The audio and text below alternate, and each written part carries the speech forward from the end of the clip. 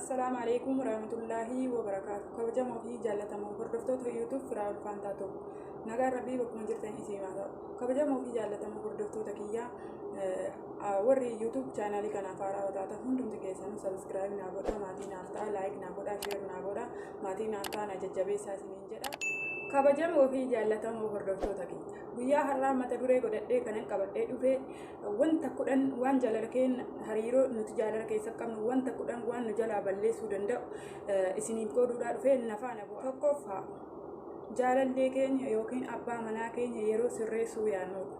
Fakkeenyaaf eessa deemtee eessa turtee eessaa dhuftee gara oolte maal nyaattee maal dhugde maal uffatte jedhanii bilisummaa kennuu fi dhabuu jechuudha.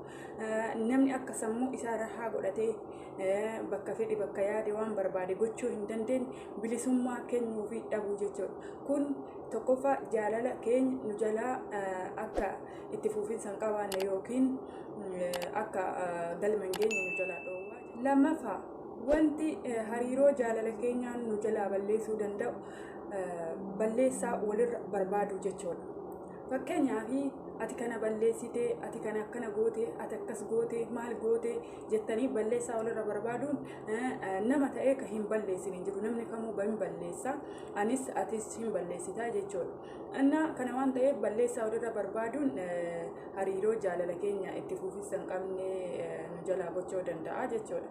Innaa jaalalli keenya nu jalaa baduu danda'a jechuudha. Innaa kanaafuu obsaanii waan tokko wanta ta'e hundumaayyuu callisuu oduu hin ta'in yaani yaada wal jijjiiranii waan ta'e tokko sirreeffachuu hin danda'an jechuudha.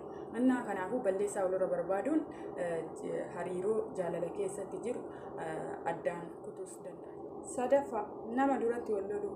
Fakkeenyaaf namoonni baay'ee yeroo baay'ee nama duratti wal lolu. Namni maal naan jedha kana sanii oduu hin laalin callisanii nama duratti wal lolu. Aariidhaan ta'uu danda'a, waan tokko namni tokko dubbatee aarsee dubbachuu danda'a. Garuu walii obsuun barbaachisaadha jireenya keessatti. Inni guddaan walii obsuun barbaachisaadha. Aaranii waan tokko jechuun yaani hoo namni sun bahe dubbachuu danda'an jechuudha. Kanaafuu kabajaa walii laachuun barbaachisaadha jechaadha. Nama duratti wal kabajuun nama dura wal arrabsuu dhiisuun barbaachisaadha. Namni sunuu namni bira jiru sunuu jechuudha hin cinqama jechuudha. Kanaafuu nama duratti wal loluu dhabuun nama duratti walitti haasa'uu dhabuun barbaachisaadha. Hariiroo jaalala keenyaa nu jalaa hin hir'isu yookiin nu jalaa hin balleessu jechuudha. Arfaffaa lola dheessuu. Fakkeenyaaf namni tokko akkanatti haasofnee akkanatti hin qaaqne jedhee dheessuu danda'a. Garuu jireenya kee waan ta'eef dheessitee eessayyuu baay'uu hin dandeettu jechuudha. Innaa kun jireenya keeti. Hoo jireenya itti fufiinsaa hariiroo jaalalaa itti fufiinsaa barbaadde jechuudha. Balleessuu hin feene jechuudha. Lola dheessuu hin qabdu. Amma haadha manaa kee yookiin abbaa manaa kee wajjin rakkoo jiru hundaa teessee furmaata itti kennuu dandeessa malee dheessitee jireenya kee waan ta'eef dheessitee eessaayyuu dhabuu hin dandeettu jechuudha. Rakkoo jiru hundaa waliin teessanii mari'attanii rakkoo jiru rakkoo kana jettanii addaan baafattanii wajjin deemuu qabdan jechuudha. Kanaafuu waldheessuun lola dheessuun jireenya keenya irratti rakkoo fidaa jechuudha. Shanaffaa wanti hariiroo jaalala keenyaa nu jalaa balleessuu danda'u inni shanaffaan dubbii garaa keessa qabachuu. Haadha manaas taatee abbaa manaas taatee wanti haadha manaa kee irra sitti aanu hin jiru. Wanti abbaa manaa kee irra sitti aanu hin jiru.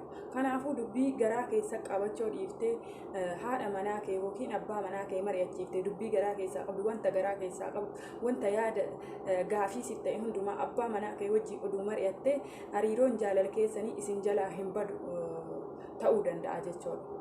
Kanaafuu dubbii garaa keessatti hin qabatinaa. Jahaffaa wanti hariiroo jaalala keenyaa nu jalaa balleessuu danda'u inni jahaffaan dhiifama walii gochuu dhabuu keenya. Fakkeenyaaf namni tokko wanta akkanaa na gootee dhiifama godhaafi wanta akkanaa na godhee dhiifama godhaafi jechuu dandeetta. Dhiifamni kan rabbiiti. Namni dhiifama wajjii godhu rabbis dhiifama godhaaf jechuudha. Haadha manaatiif abbaa manaa yookiin jaalallee wajjin taatanii jechuudha. Dhiifama walii gochuu dhabuu wanta darbe tokko yaadataa akkana na goote akkas na goote jechuun hariiroo jaalala keessanii gadi buusaa yookiin akka itti fufiinsa hin qabaanne isin jalaa gochuu danda'a. Kunis hariiroo jaalala keessanii isin jalaa miidhuu kan danda'a waan ta'eef dhiifama wajjii gochuun. Torbaffaa wanti hariiroo jaalala keenyaa nu jalaa balleessuu danda'u inni torbaffaan qabxii walirratti qabachuu. Fakkeenyaaf isiin kana dubbatte maali akkana bakka kana dubbatte namni dogongoruu danda'a, dogongortee dubbachuu dandeetti. Qabxii walirratti qabataa deemuun hariiroo jaalala keenya itti fufiinsa hin qabaanne yookiin nu jalaa balleessuu danda'a jechuudha. Innaa qabxii walirra qabachuun barbaachisaa miti jechuudha.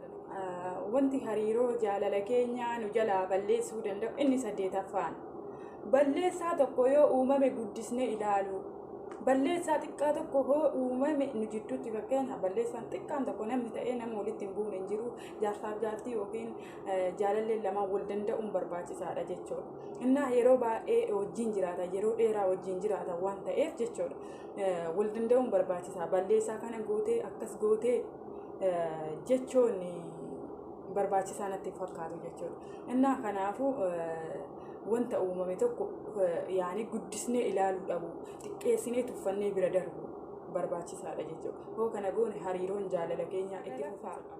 Wantoonni hariiroo jaalala keenyaa nu jalaa balleessuu danda'a inni 9ffaan jechuudha. Wantoota dhokannee ilaaluu fakkeenyaaf jawwaala moobaayilii ta'uu danda'a, miiseejii inni namaa wajjin barreesse ta'uu danda'a, hiriyaa walii barreessuu danda'a, hiriyaa shamarranii qabaachuu danda'a. Kanaafuu wantoota dhokannee ilaaluu jechuudha. Fakkeenyaaf akkaawuntii biraa barannee kanaan madaaluu jechuudha, wal madaaluu jechuudha. Innaa kun hariiroo jaalala keenya itti fufiinsa hin qabne nu jalaa godha jechuudha. Hariiroon jaalala keenya itti fufiinsa hin qabu jechuudha hoo akkana goone jechuudha. Faayidaa waan ofii itti saalfattu, waan ofii itti miidhamtu ta'a malee waa akkanaa hoo goote hariiroon jaalala keessanii itti fufiinsa hin qabu jechuudha. Kanarraa of qusachuun barbaachisaadha. Inni dhumaa wantoonni hariiroo jaalala keenyaa nu jalaa balleessuu danda'an abbaa manaa keenya yookiin haadha manaa keenya nama biraatiif wal dorgomsiisu. Hariiroo jaalala keenyaa ishiin ka akkanaati, inni ka akkanaati, inni ka akkana godheefi, inni dura akkana sii godha jettee turte, garuu akkana naan goone. Wantoonni akkana hariiroo jaalala keenyaa itti fufiinsa hin qabne nu jalaa godha jechuudha. Nu jalaa balleessa jechuudha. Namni hundinuu akka mana ofiititti malee akka mana namaatitti bika jiraachuu qabu. Yaani waan kana ta'eef hariiroon jaalala keenyaa itti fufiinsa hin qabu jechuudha. Nu jalaa badaa jechuudha. Kanaafuu kabajamoo fi jaallatamoo dhaggeeffattoota hordoftoota YouTube channel kiyyaa hundi keessanuu viidiyoon koo isinitti tole share, like, subscribe naa godhaa, maatii naaf ta'an jajjabeessaa isiniin jedha. Yeroo gaarii qabaadhaa. Waan na wajjin turtaniif galatoomaa.